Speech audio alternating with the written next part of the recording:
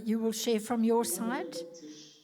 I'm not able to share right now. Okay, speaker not able But to you share. can share the slides I shared earlier. Can we share it from our side? Are we able? I wonder, can I quickly make a change in the program then, if I may, that we ask our second speaker to speak, while we quickly ask Doc to send her slides and we upload them.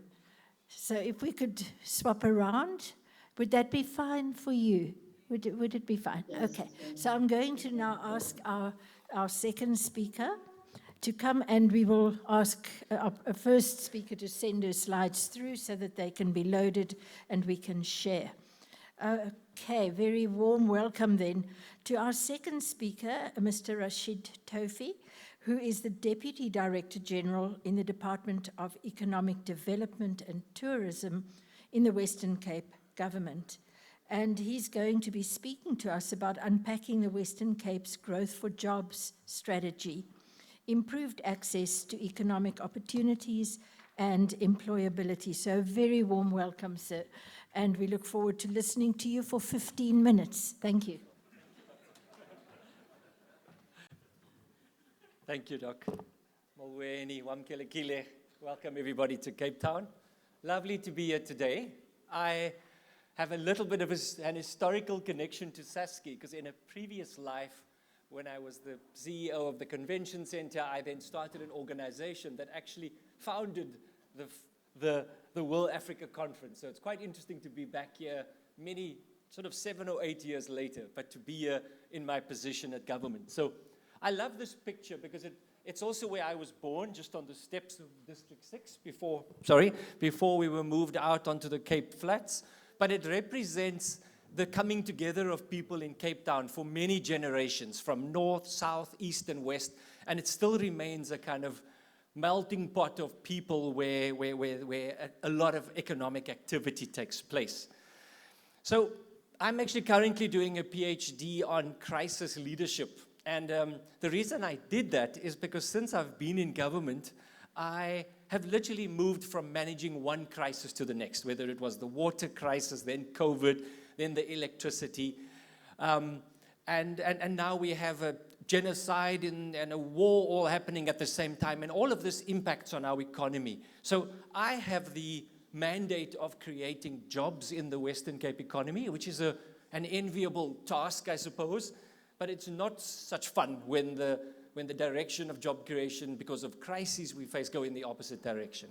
I want to answer the question somebody asked earlier directly, and I think will is a critical part of that formula. So I'm going to spend about 10 minutes speaking about our economic strategy and to locate where skills fits in, skills development, and then where a business-facing work-integrated learning approach also fits into our strategy.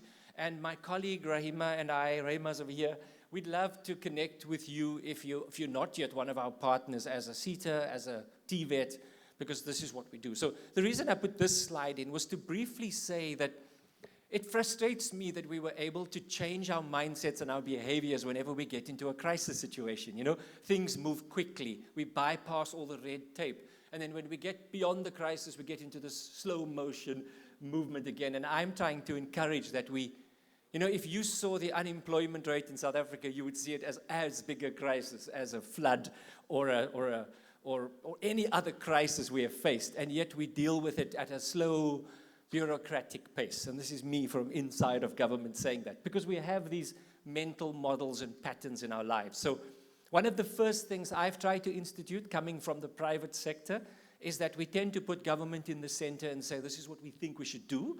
And I want to switch that up a bit and make it much more citizen-centric.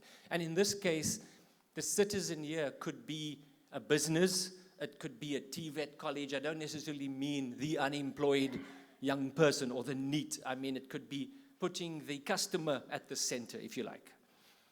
This is my customer set, 7.4 million people of the Western Cape. We're very aware of that unemployment rate, but it's a province that's trying to do some of the right things in a collaborative way to drive the economy. But while we do that, I want to ask you whether many of you come from universities, so you do understand the citizen of the future. But the future citizen that we're dealing with is not looking like me. They're looking more like this. And they go about their business doing things like this, rather than reading the manuals that you print out or the little booklets that you print out. So we tend to think all our solutions come from our mindset, but when I say citizen centricity, I mean about taking that into account. So this citizen-centric approach means that my department, Economic Development and Tourism, only kicks in right back here. So I can go about trying to create jobs when the person happens to be 19, 20 years old starting a business. But if everybody else in the ecosystem doesn't do what they're meant to do, we fail. And so what we're doing with our Growth for Jobs strategy is to start looking right across the government and saying, how do we work together in other departments who don't seemingly have job, if ECDs are not working, or if the wrong things are being taught at the LO classrooms of the education department, I can't then expect to create entrepreneurs if you're being taught. My 21-year-old son had to be told the concept of paying taxes and registering as a taxpayer. I don't know why that wasn't taught in the LO class, because if you want to be a business. So this picture, it's a bit of an horrendogram. It's got a lot going on, but it shows you how we collectively think about how we do government. And I'll click to this next slide. These are the sort of our overall vision is a resilient Western Cape where everyone thrives in 4 sort of levers. And it's human development, resilient economies which are safe. So rather than think of us as our 13 government departments, we are in these clusters. And then youth preparedness, and lastly, economic growth. But they work together in like a matrix. So I know I can go into Manenberg and create a will program, but if the business is not safe, they're going to struggle to host that person. So it's an integrated way of doing government. So this is our, what we call G for J strategy. It's specifically not jobs for growth, it's the other way around. It's growth for jobs, because I don't think government creates jobs.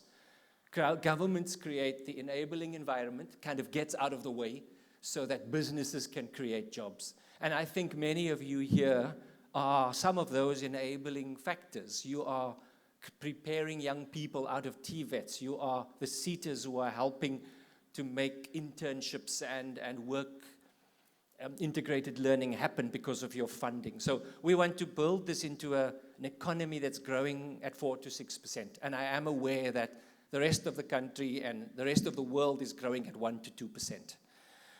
These are the 7 what we call priority focus areas. I could do this without looking at the slide because it's our like mantra. It's like domestic investments, exports, focusing on resilience, energy, water, technology, infrastructure, that's roads, ports, and digital. And then lastly, which is where work integrated learning and skills development fits in, is employability, which is linking to this topic, is how do we drive employability? But again, they link to each other, right? If the lights are out, we're going to struggle.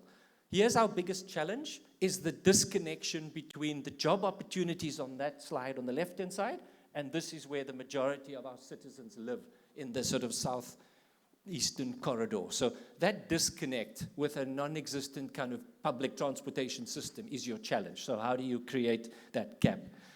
We have all sorts of theories of change. I wanted people to know that as a government, for every single one of my PFAs, I have a theory of change. I know what my outcome is, and then I have a picture of success. And that is, so you can have plans, but I think it's really important in life to have a picture of success of what is 2035. Oh, I didn't mention that our strategy is 2035, and what I like about that is it's beyond one government term. It doesn't really matter who's the elected government. It's our economic growth strategy that goes beyond whoever happens to be in government at the moment. So that's our picture of success. And then very briefly, the 5 areas that I thought was relevant to share with you where we're doing some work. The first one, I'm not going to speak to every point on the slide at all. I want to get through it, is we've started career clubs at schools doing exactly what I said, where we we're changing up that atmosphere at school, bringing businesses there, and teaching some of the kind of employability skills at high school level. And yes, some people want to get a job, get a degree, get a qualification, and get a job, but we want to empower people to also go out there and start a business. With 30, 40, 50% unemployment, even not government, with business, with international help can fix that. The only thing is entrepreneurship, which someone else mentioned. But we're not a country that allows entrepreneurship to flourish. You know, if you were in the US or in Canada, you probably have to start 7 or 8 businesses before one of them starts. Whereas here, I remember when my dad started a business, it's like shameful to be like, your business fails, you get blacklisted, you know.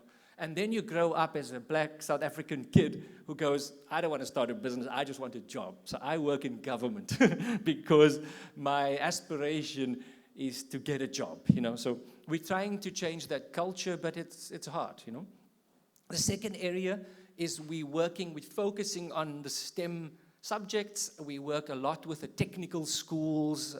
We do career awareness work with NGOs. We've got this interesting program called Year Beyond, which is actually our Department of Cultural Affairs and Sports. So that just shows you it's not only my sort of economic department, who are working with unemployed young people, doing things like making them teachers' assistants in schools and so forth.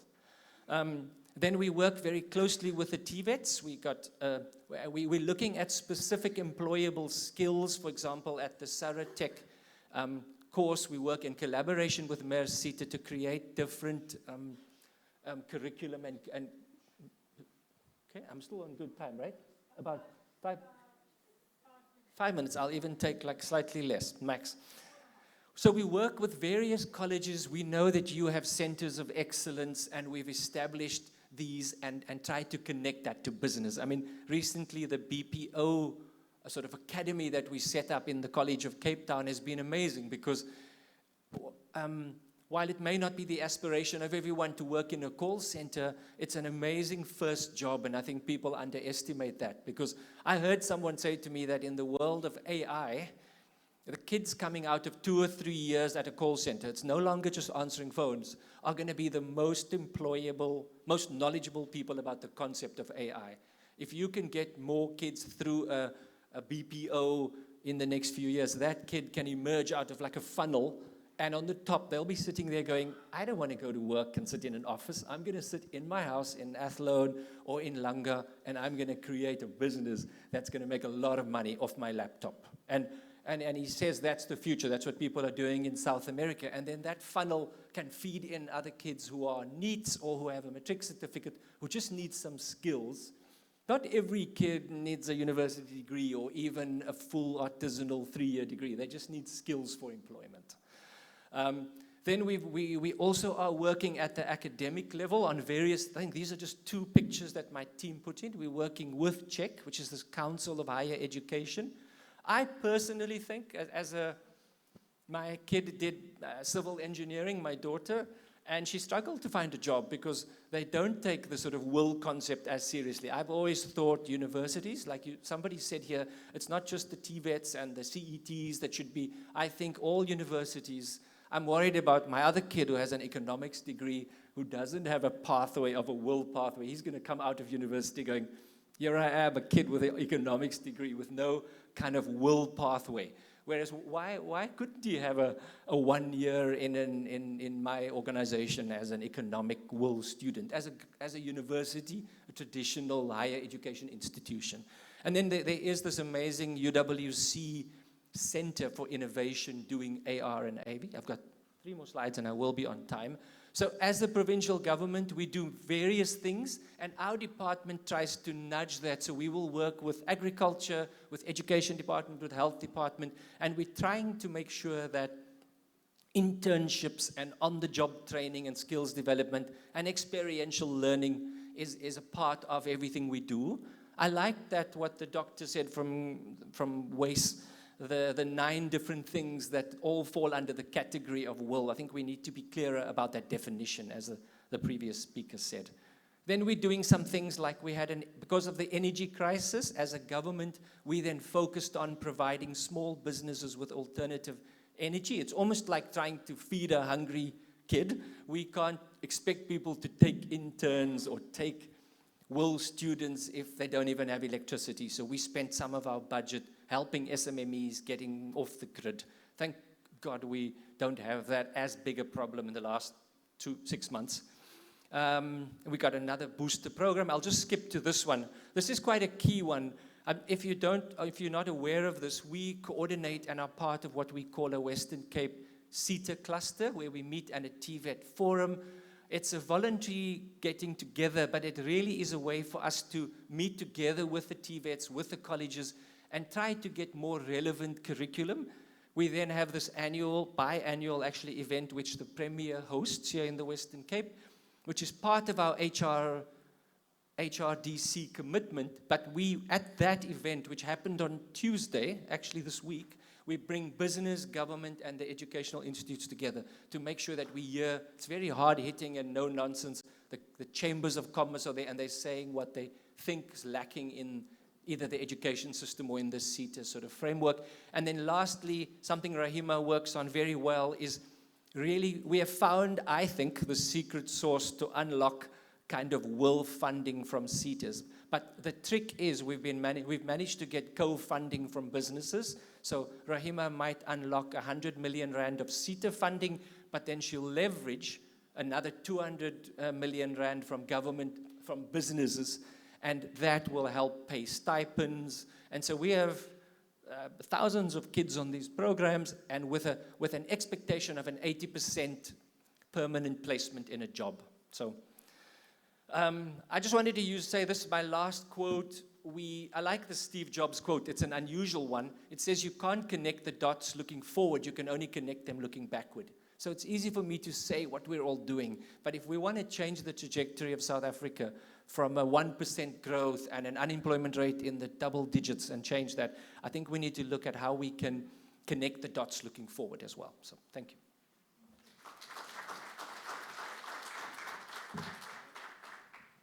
Thank you very much. That was really good, a good jog. We're asking our next speaker again to come online. And if I understand, we won't be able to show the speaker, but we will be able to show his slides. You're good. You're good to go. Okay, you see how quickly things can change. That's fine. We're waiting for our next speaker, but thank you very, very much. That was so interesting to listen to while we're waiting. There you go. You can go now. Thank you very much. And I'm going to hold you to 14.5 minutes. Thank you.